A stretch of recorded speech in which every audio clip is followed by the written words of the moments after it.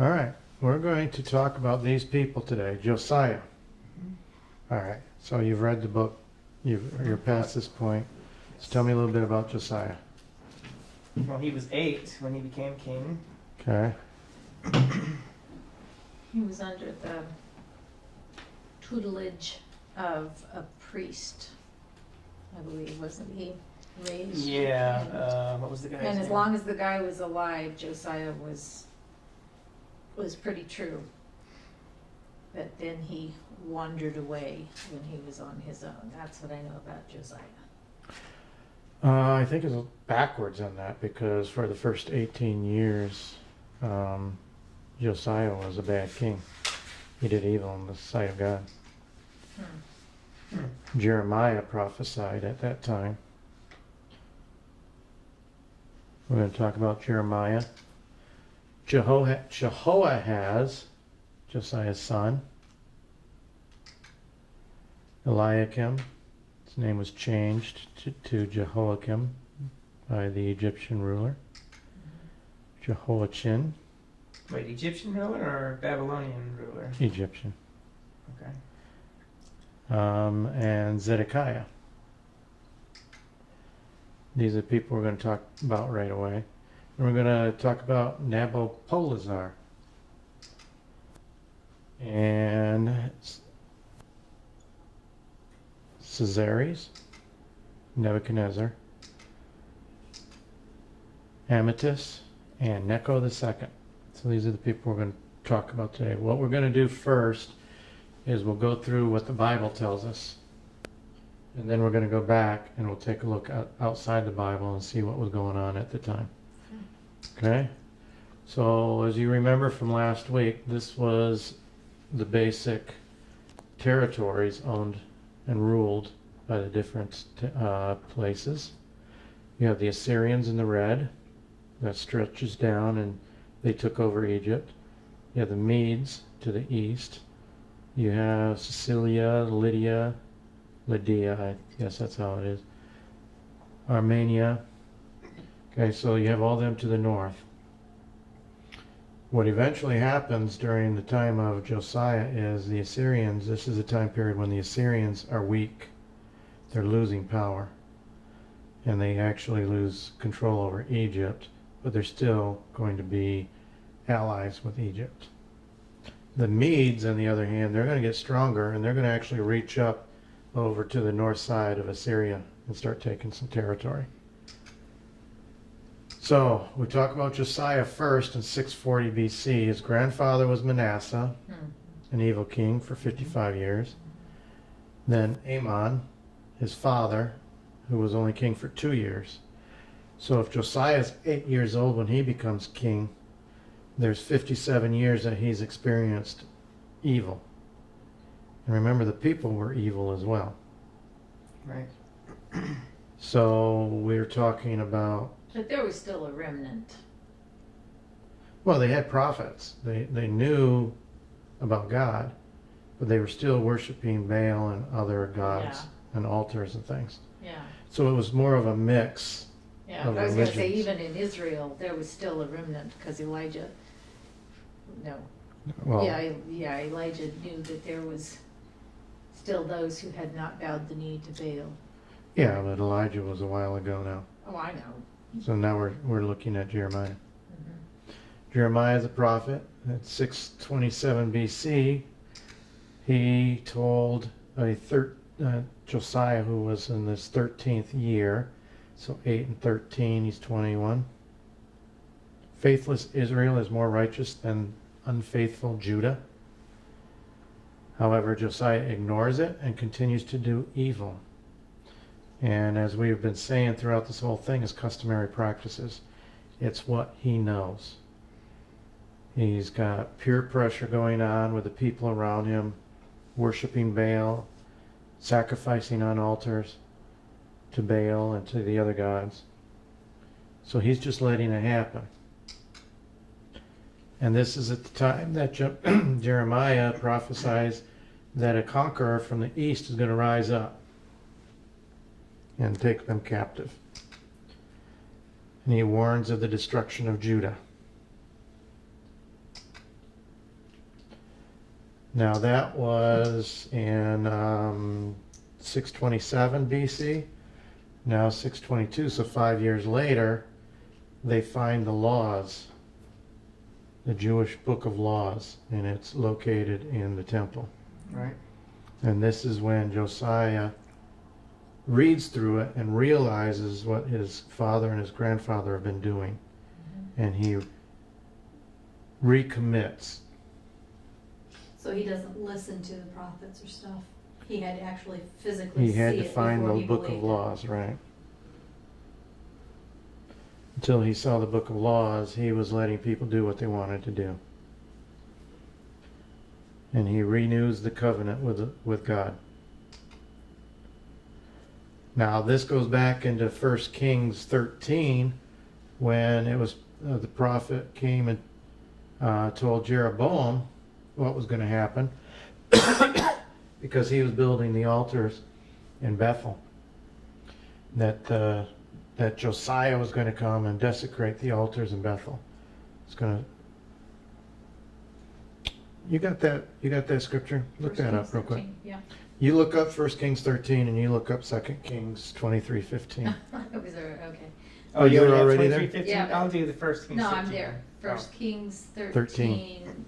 starting the whole story. And behold, the man of God went from Judah to Bethel by the word of the Lord. And Jeroboam stood by the altar to burn incense. Then he cried out against the altar by the word of the Lord and said, O altar, altar, thus says the Lord, behold, a child, Josiah by name, shall be born to the house of David, and on you he shall sacrifice the priests of the high places who burn incense on you, and men's bones shall be burned on you. And he gave a sign the same day, saying, This is the sign which the Lord has spoken. Surely the altar shall split apart, and the ashes on it shall be poured out. Okay, now what does 2 Kings 23:15 say? Moreover, the altar that was at Bethel, and the high place which Jeroboam the son of Nebat, who made Israel sin, had made, both that altar and the high place he broke down, and he burned the high place and crushed it to powder, and burned the wooden image.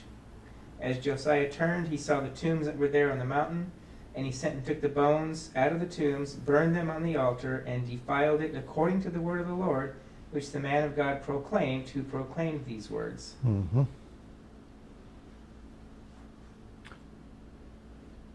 So that's what Josiah does. He went and got the corpses out of the tombs, and he burned them on the altar, desecrated the altars. So he renews the covenant with God, and from there on, he does good in the eyes of the Lord. So then what happens in 609 BC, we read about Josiah. He takes his army out to meet Egypt, where he is killed at Megiddo. So his rule ends after 31 years. This is what we read about in the Bible. Now his son Jehoahaz takes over as king. Now you can't ignore my artwork up there. You got Yeah, it. I know. Okay. I love his humps. Yeah. Pharaoh, it was Necho the second at the time. He, after he kills Josiah and Jehoahaz takes over, Necho comes in and he says, hey, I want gold and silver. And of course, Jehoahaz says no. So this is where Pharaoh replaces him with Jehoiakim. Eliakim, but he changes his name to Jehoiakim. Then he says, I want gold and silver, and Jehoiakim obeys. Now, Jehoiakim, is, as we're told in the Bible, because he has to pay this gold and silver, he taxes his people. And yet he still builds a lavish palace under slave labor. So he puts his own people into slave labor, takes their gold and silver and taxes them to death, and gives it to the Egyptians. That's what the Bible tells us. 4 years later, in 601, Jehoiakim rebels and becomes a vassal king to Nebuchadnezzar for 3 years. Now, see, things just jump. One, he's given gold and silver to the Egyptian ruler. Now he's a vassal king for Nebuchadnezzar. So it doesn't really tell us much about it. 3 years later, Jehoiakim rebels again and is killed, and Nebuchadnezzar appoints Jehoiachin king of Judah. Family resemblance, right? Yeah. Now, Jehoiachin's reign is short. He's taken captive into Babylon after 3 months of reign. Nebuchadnezzar names Mattaniah, Jehoiachin's uncle, king in his place, and changes his name to Zedekiah. And this will be the last king of Judah. Right.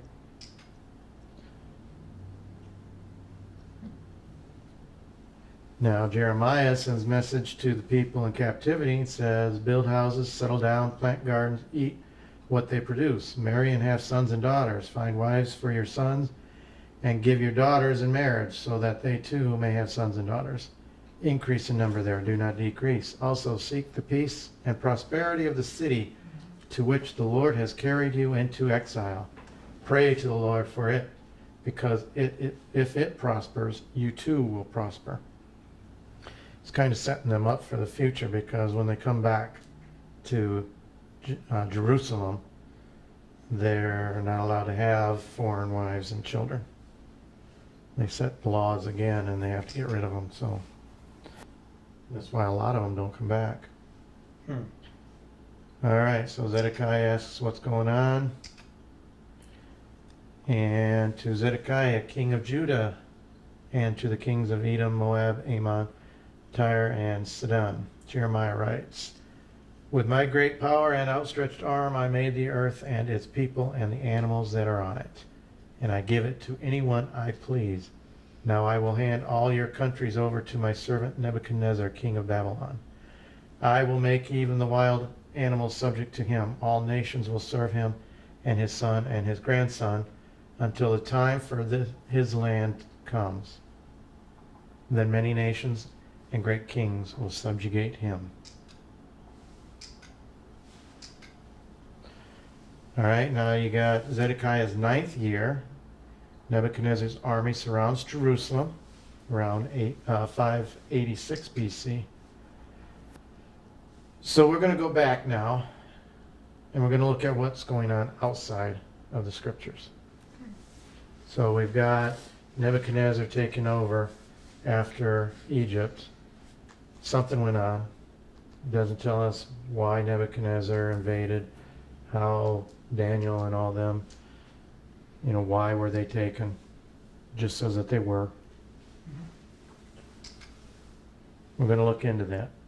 Now remember, it says back here when Jeremiah prophesied to Josiah about faithless Israel, it says God will begin to raise up a conqueror to the east.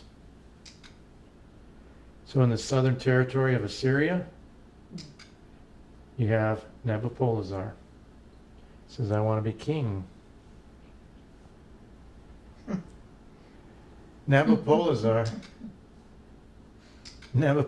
is a strong leader in Babylonia, southeastern territory of the Assyrian Empire, by the Euphrates River.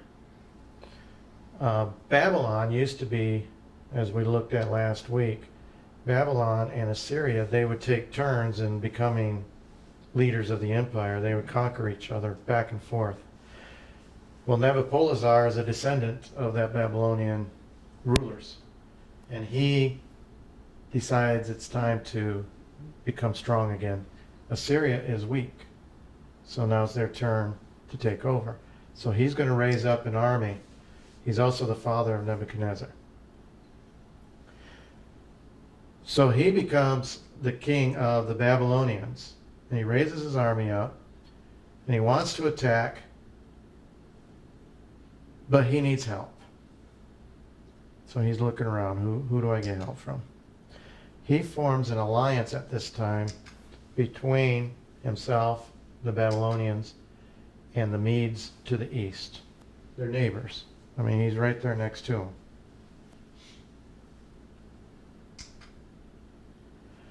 So we're going to now look at Nebuchadnezzar Caesares, Nebuchadnezzar, Amytis, Necho II, and Ashur-Ublit, Assyrian general. All right, so you got the Assyrians in the green, you got the Medes in the red, see how they took over at the north side. The Assyrians and the Egyptians, they're still allies, but they're not really overcharging them. You have the Lydians up there in the blue. You got the Babylonians sort of down there in the southeast section of Assyria. So they are creating an alliance with the Medes. You got the Assyrians and the Egyptians, and you got Judah right there in the middle of it all.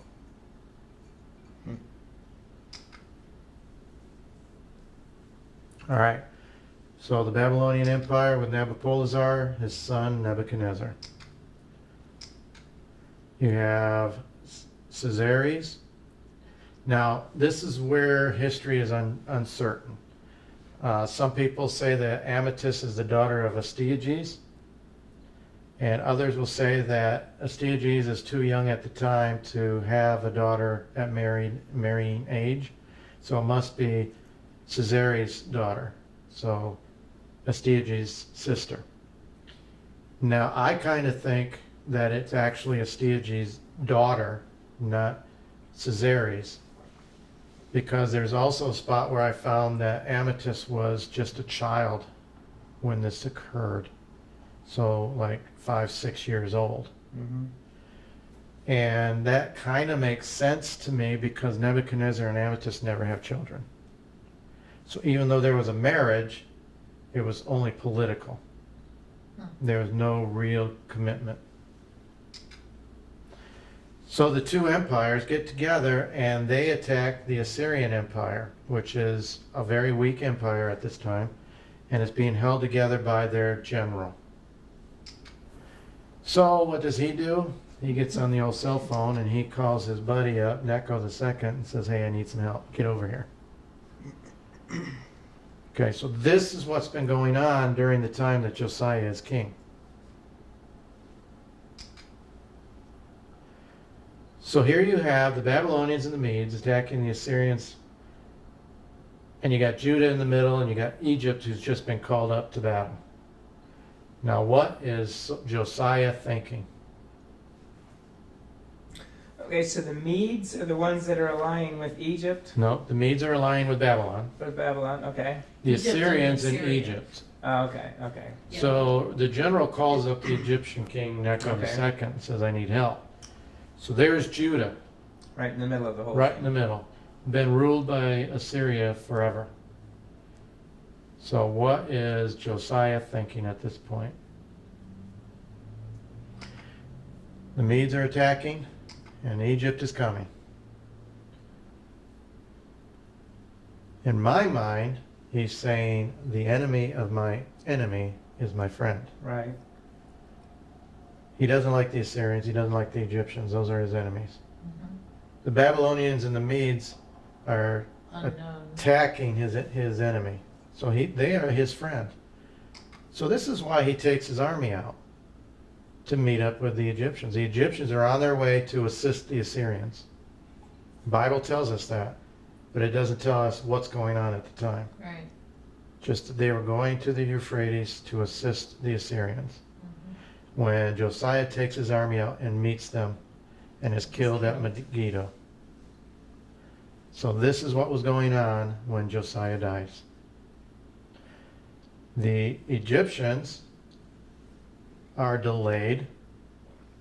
The Assyrians lose to the Medes and the Babylonians. And the Egyptians go back to Judea. There's a new king on the throne. And they dethrone him because he's not going to give them money, right? Right. Jehoahaz. So he replaces him. Because I want gold, silver. He replaces him with Eliakim, somebody who's going to do what he wants. Who is still a descendant of Josiah. Yes. He's his grandson. No, he's his son. He's the brother The of, brother of the. right.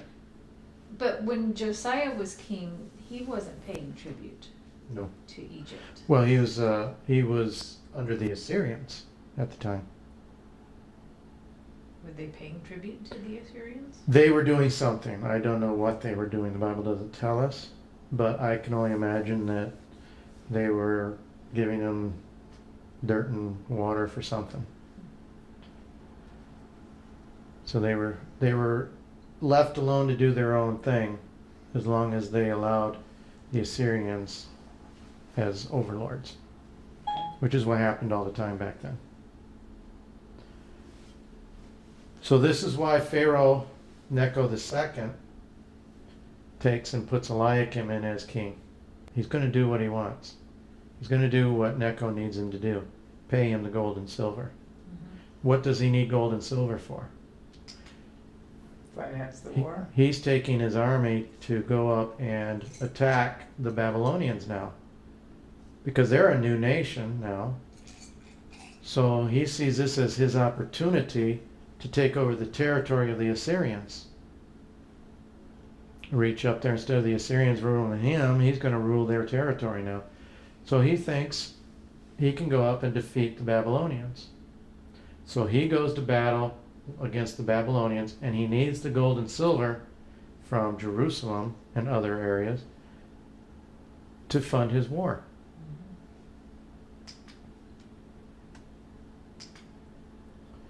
So 3 years later now, 606 BC, this war is still going on. They're still battling the Babylonians. Nebuchadnezzar comes up with a plan. Now, what does the Bible say happens in 606 BC? Nebuchadnezzar goes to Jerusalem, besieges it, and takes people back to Babylon. It says the king of Babylon orders that the wealthy and well-to-do children The artisans, the Yeah. intellectuals. taken back as prisoners to Babylon to serve in the palace under the king. They are to train them for 3 years, and they will enter into service of the king. Nebuchadnezzar, see, the Bible doesn't say why Nebuchadnezzar comes down, but this is why. He's at war now for 3 years. Egypt seems to be getting money from somewhere to fund the war. So Nebuchadnezzar goes in and invades Jerusalem in order to stop the money flow. So in the 3rd year, Nebuchadnezzar, king of Babylon, came to Jerusalem and besieged it. Now they're calling him king of Babylon here. So in Daniel 1:3-5, it says, Then the king ordered Ashpenaz, chief of his court officials, to bring in some of the Israelites from the royal family and the nobility, young men without any physical defect, handsome, showing aptitude for every kind of learning, well informed, quick to understand, and qualified to serve in the king's palace. He was to teach them the language and literature of the Babylonians. The king assigned them a daily amount of food and wine from the king's table. They were to be trained for 3 years, and after that they were to enter the king's service.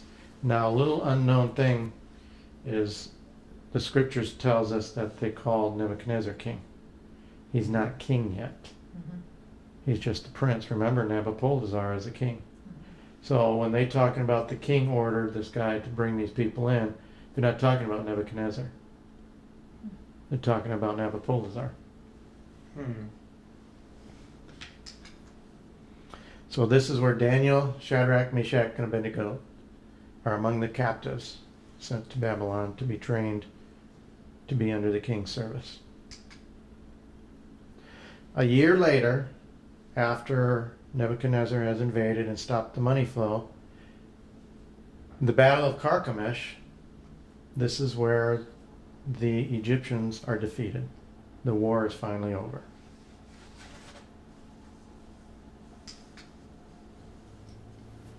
There's an alliance now between the Babylonians and Egypt, which is made. And guess what happens when you have an alliance? You have a wedding. So here's a happy couple.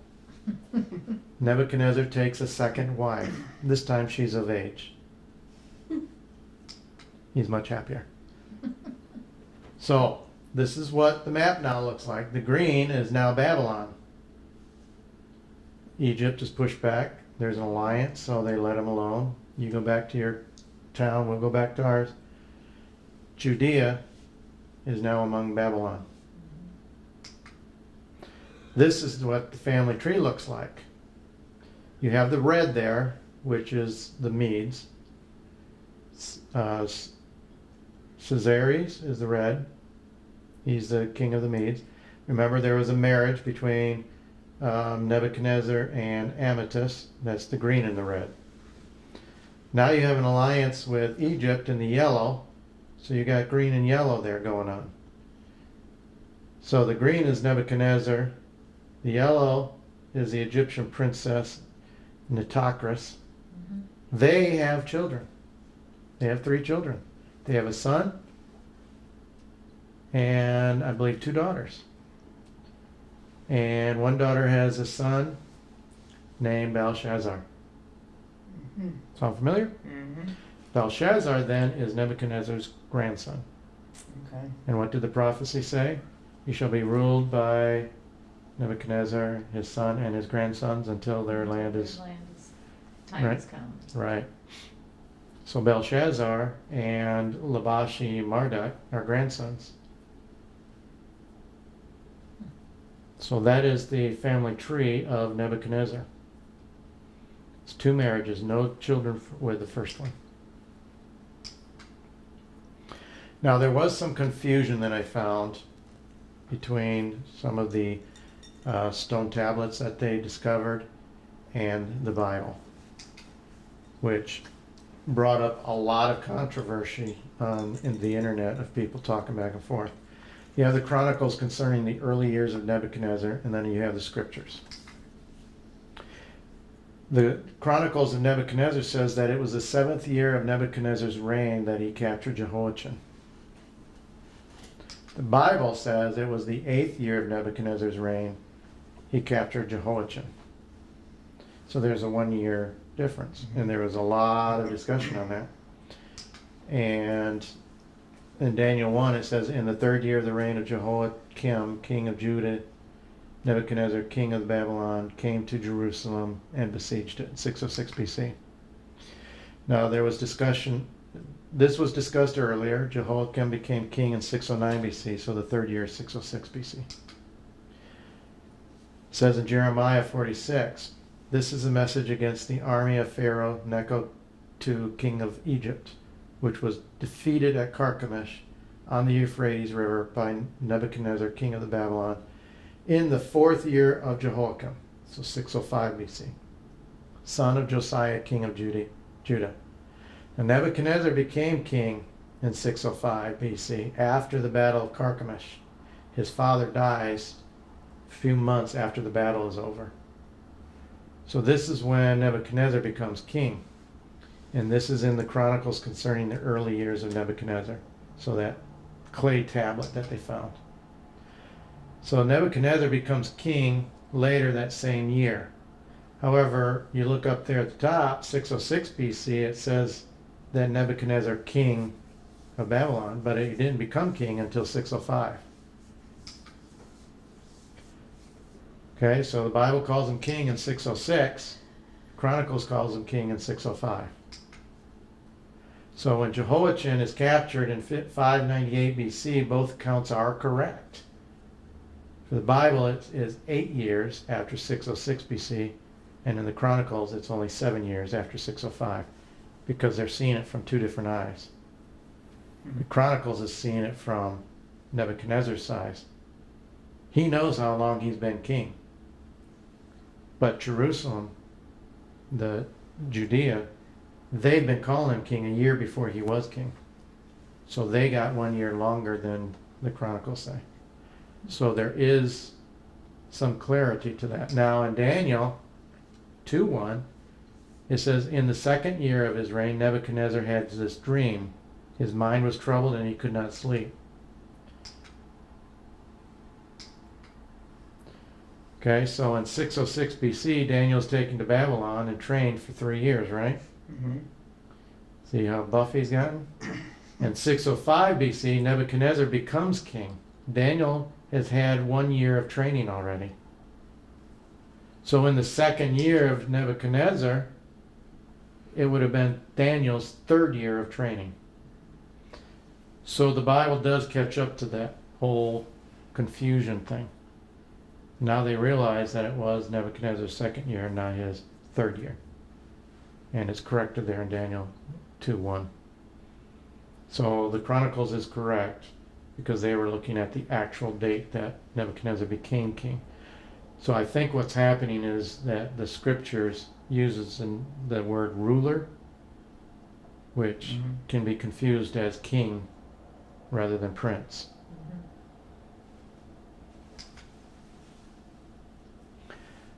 Mm-hmm. 2 Kings 25:1-7, in the 9th year of Zedekiah's reign.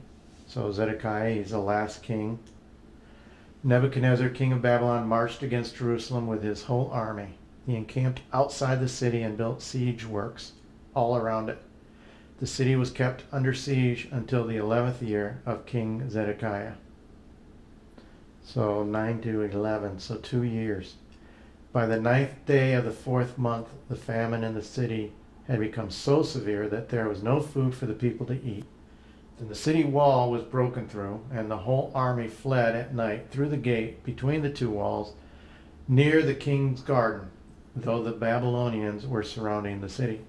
They fled toward Arabah, or the Jordan Valley, but the Babylonian army pursued the king and overtook him in the plains of Jericho. All his soldiers were separated from him and scattered. He was captured. He was taken to the king of Babylon at Riblah, where sentence was pronounced on him. They killed the sons of Zedekiah before his eyes. Then they put out his eyes, bound him with bronze shackles, and took him to Babylon. Now, what year was this? This would have been 586 BC. Right there in the middle. Why did Nebuchadnezzar do this? Well, because Zedekiah is rebelling against him. This is like his second warning. He's not giving Nebuchadnezzar what he's wanting. His gold. Isn't this after Nebuchadnezzar had already declared that God was that people should worship the real God, and that the God of Shadrach, Meshach, and Abednego was the real God? And it's way after that he's... I don't know what year attacking that took place with Shadrach, Meshach, and Abednego. I don't know that it actually gives us any clues, other than it's just a side story that they give us. So I'm not sure where that year is for that. It could be after this, because remember they're in Babylon for 70 years. Mm-hmm.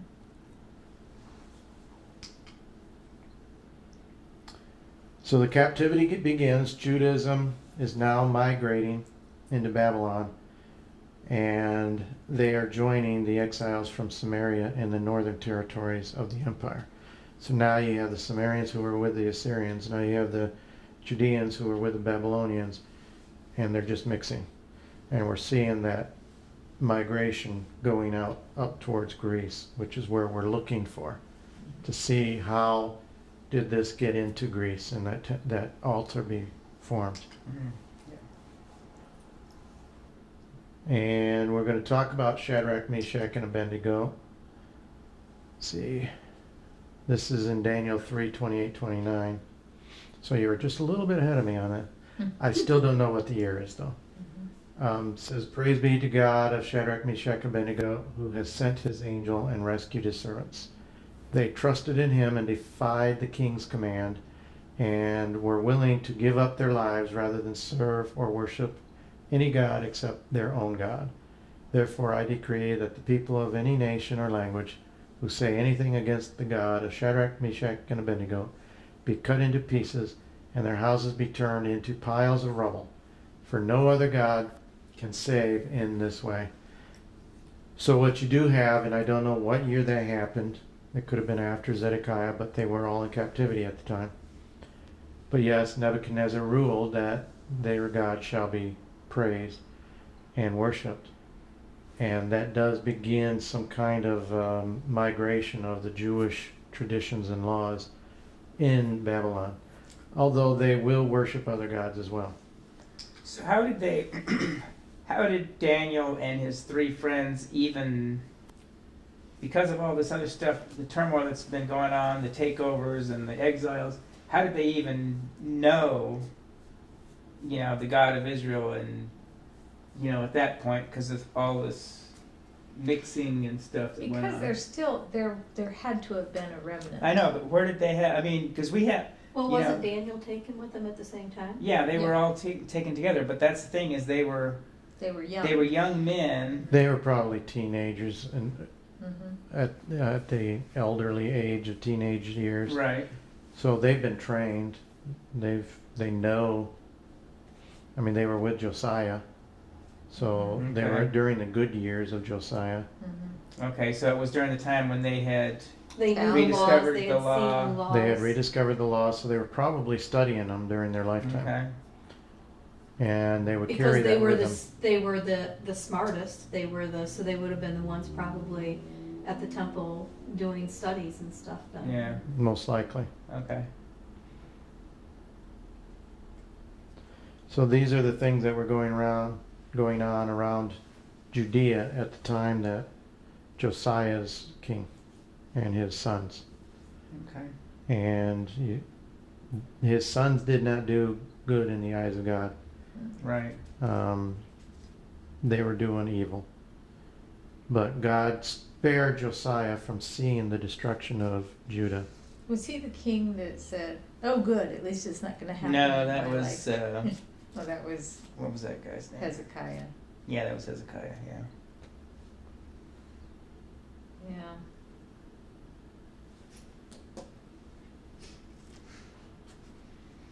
And I had expected this to go a little bit longer with more people and conversations. Yeah. Well, the So- bad thing is the one you were talking about. Good, it isn't going to help in my lifetime. It means he wasn't training his kids because I'm okay. Well, he was already told his kids were going to be destroyed. So Yeah. Yeah. So he's like, who cares? What Yeah. Yeah, who was I thinking about? It wasn't Josiah. I was thinking about the one where they secreted him away, where all of the sons of the king had been killed, but he was hidden away. I thought that was Josiah because it was a child. It was a child, but I don't think it was Josiah. was it Josiah?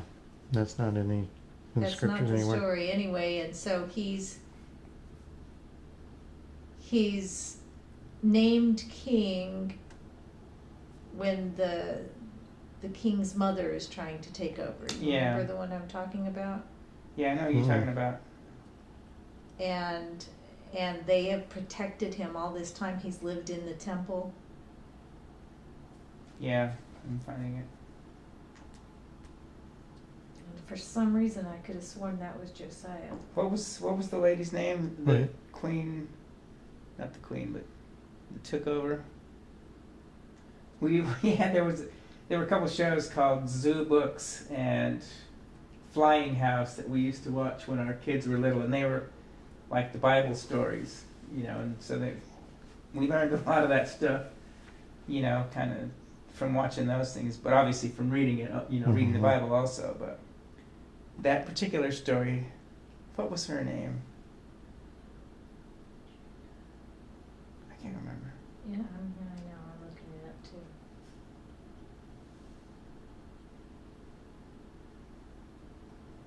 But yeah, she was the queen mother and had executed all the kids, and they had taken Mhm. Athaliah, Mm-hmm. the mother of Ahaziah. Mm-hmm. She destroyed all the royal heirs, but then it was Joash. That's right, it was Joash that they not hid Josiah. away. Okay. Yeah. And so Joash then was the one who was raised by a priest and Yeah, Jehoiada was the and a priest. nurse, I think. Mhm. And so he did well. He did what was good in the sight of the Lord until that priest died. Mhm. Then he So it's kind of the opposite. Yeah, that was the confusion, I think, with Joash, Josiah. Yeah, I'll start So many of with their you. names are Well, so another close. thing that Josiah's, the man who brought the word, the law, the book of the law, when they found it and read it to Josiah, his son is actually someone who rescued and took care of Jeremiah.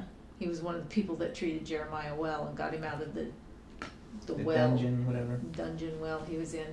And he Yeah, that was, comes later. he was named governor, you know, until he was Oh, yeah. assassinated. Yeah. But he was the son, so he knew the word. Mhm.